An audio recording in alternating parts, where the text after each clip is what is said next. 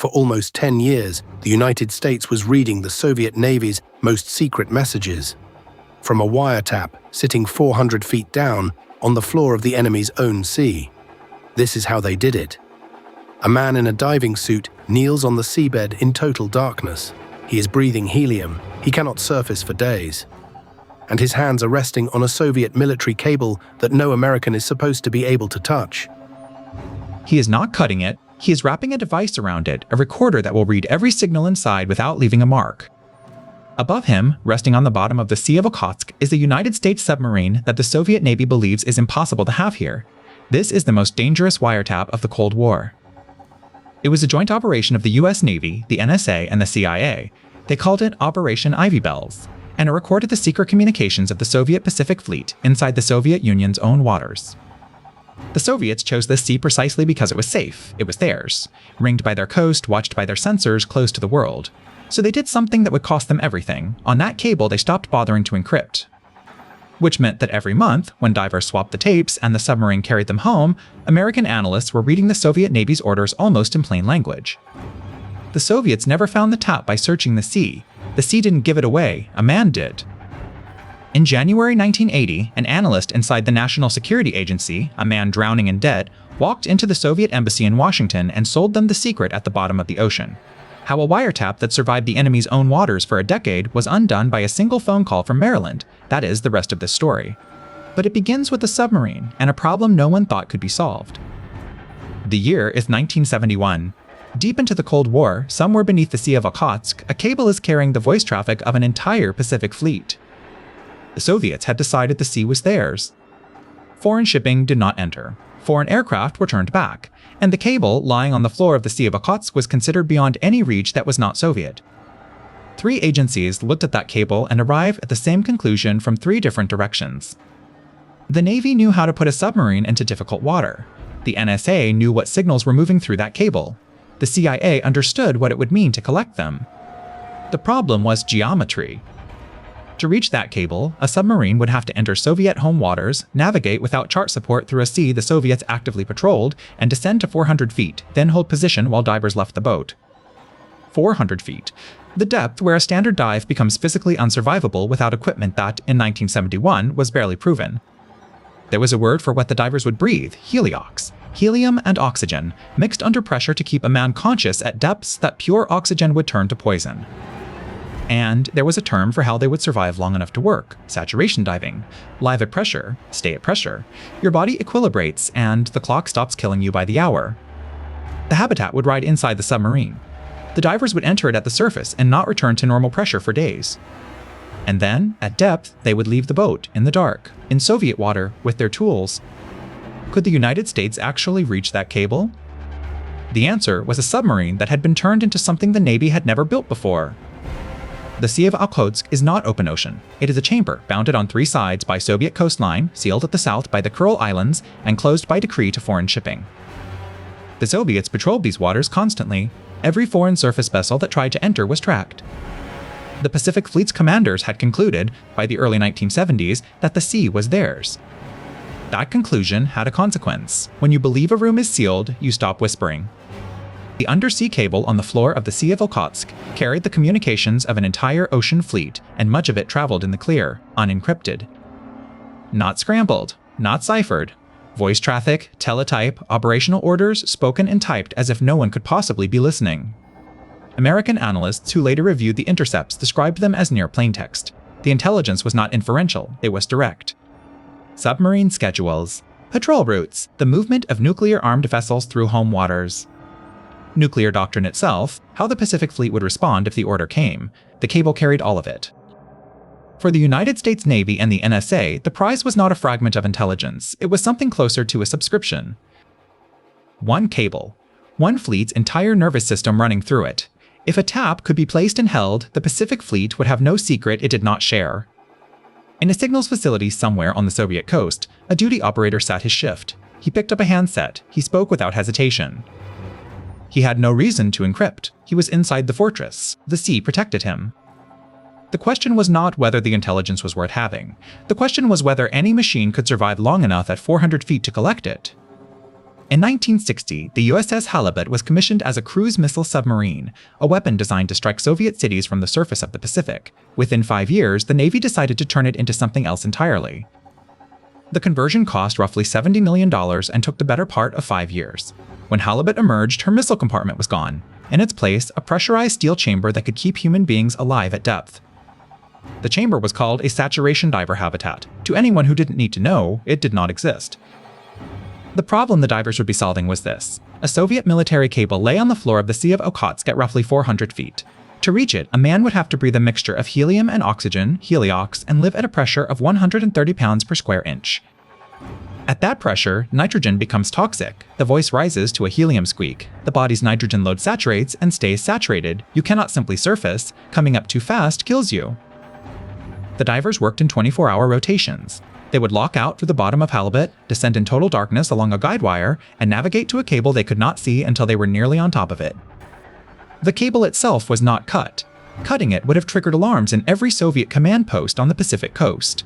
Instead, the divers clamped an inductive listening pod around the outside of the cable, close enough to read the electromagnetic field without breaking a single wire. In October 1971, Halibut made her first mission into the Sea of Okhotsk. The divers went down. The pod was placed. The cable began talking to the United States. Every month, Halibut returned. Divers descended again, removed the tape reels from the pod, replaced them with fresh ones, and brought the recordings back up. The cycle repeated, month after month, year after year. At NSA headquarters in Fort Meade, analysts worked through the intercepts in near silence. What they found was extraordinary. The Pacific Fleet was broadcasting in what amounted to plain language. Submarine schedules, readiness reports, nuclear doctrine discussions. The assumption that the sea was safe had made the Soviets careless. For almost 10 years, the cable spoke. An entire ocean fleet's communications, the interior life of Soviet Pacific Command, flowed into American hands on a monthly schedule as reliable as a postal route. Then Bell Labs solved a logistics problem. The monthly tape runs required Halibut to enter Soviet waters 12 times a year, 12 chances to be detected, 12 exposures. Bell Labs built a pod that needed no monthly visit at all. The new pod was nuclear-powered. It ran on its own reactor, small, self-contained, and it could store roughly 1 year of intercepted communications before anyone needed to come back. It was, in engineering terms, a listening station that required no listener. The pod sat on the floor of the Sea of Okhotsk recording. A year of secrets accumulating in the dark, in water the Soviets had spent a decade believing no foreign machine could reach. And then a phone rang in Washington. January 14, 1980. A man sits down at a desk in Maryland, picks up a telephone, and dials the Soviet embassy. His name was Ronald Pelton. He was not a field officer, not a trained asset. He was a Russian language analyst at the National Security Agency, and he was bankrupt. He had not been recruited in the shadows. No dead drop, no honey trap, no handler who had spent years cultivating him. He simply called the number and walked in. The KGB officer who took the meeting was Vitaly Yurchenko, a senior man, experienced enough to understand immediately what had just walked through the door. Pelton began to talk. He described a program he had worked near, a joint Navy, NSA, and CIA operation running inside Soviet home waters. He knew its name, he knew its location. He told them about the cable, he told them the depth, he told them about the pod, the inductive device clamped to the line without cutting it, quietly recording in the dark. What Pelton sold in that room represented almost 10 years of work across 3 agencies, a converted nuclear submarine, and dozens of saturation dives to 400 feet. The Soviets paid him. Over the next 5 years, the total would come to roughly $35,000. Roughly $35,000. The most expensive signals intelligence operation in American history, purchased for the price of a used car. 3 agencies, a decade, a nuclear submarine repurposed from the keel up, divers breathing helium in the dark at 130 pounds per square inch. All of it, the engineering, the risk, the years, balanced against one man's debt and one phone call. When Pelton walked back out onto the street, the Soviets knew exactly where the pod was. They knew what it had been collecting. The sea was no longer safe. The operation had not been found by Soviet sonar sweeps or patrol ships or anything in the closed sea the Soviets believed they controlled.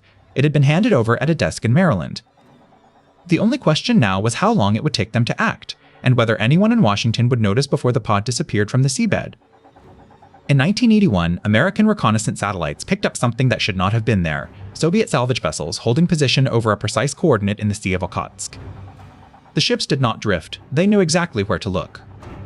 Divers went down, the pod came up. After almost 10 years on the floor of an enemy sea, the operation was over. Washington learned what Moscow now possessed. Not just the intelligence the pod had gathered, but the engineering, the proof that the United States had been inside Soviet home waters for nearly a decade. For 4 years, the question of how the Soviets found it remained unanswered.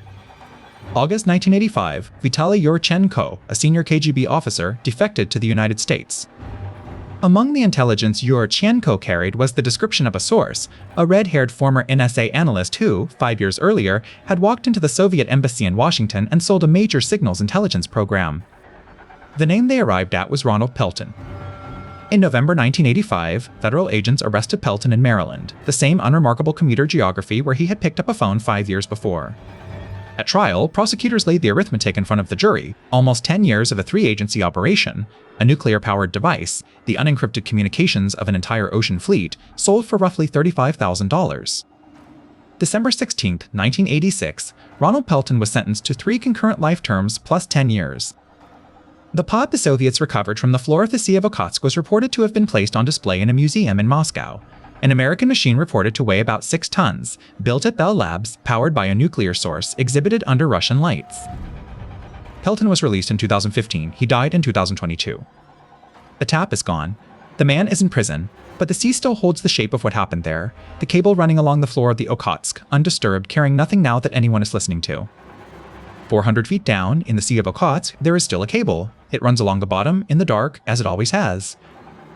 A single lamp sweeps across it. The same lamp, the same darkness, the same cable. The Soviets built in a sea they believed no foreigner could reach. They were right about the sea. The sea held the secret for almost 10 years. Soviet surface ships swept these waters. Soviet patrols watched the coast. Soviet sailors never once looked at that cable and thought, someone is listening.